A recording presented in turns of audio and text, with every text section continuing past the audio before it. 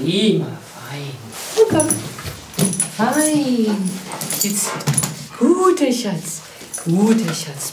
Auf Kommandos wie Sitz und Platz hört Jack schon. Und er lernt immer mehr dazu. Ja. Prima, Pfötchen. Was kannst du toll Pfötchen geben? Jacks frühere Besitzer haben ihn einfach in der Wohnung zurückgelassen, als sie ausgezogen sind.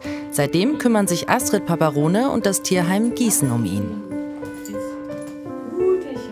Er ist jetzt mittlerweile schon ein halbes Jahr bei uns im Tierheim. Und leider interessieren sich kaum Menschen für ihn, weil er halt sehr groß ist. Ne? Und natürlich auch noch ein bisschen lebendig und muss auch gut noch geschult werden und gehalten werden. Und vielleicht auch ein bisschen beängstigt, weil er so gestromt ist und dunkel. Ich weiß es nicht, aber er ist im Grunde ein großes Baby, weil er mit Menschen eigentlich sehr nett ist.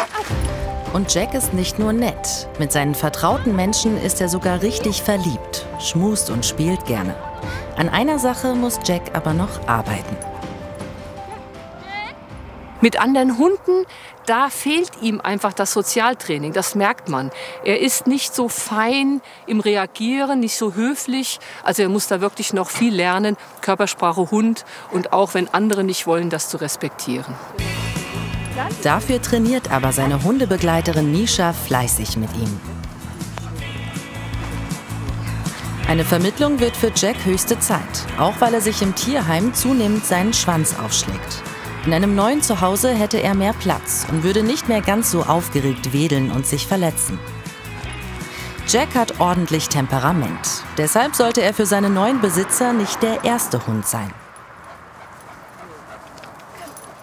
Man hat da 40 Kilo an der Leine und wenn man noch nie Hundebesitzer war, dann hat das keinen Sinn. Ne? Man muss schon ein bisschen wissen, wie man einen Hund schult, mit positiver Motivation, ohne Druck und dann in eine Hundeschule gehen und auch Gruppentraining machen. Das wäre ganz wichtig.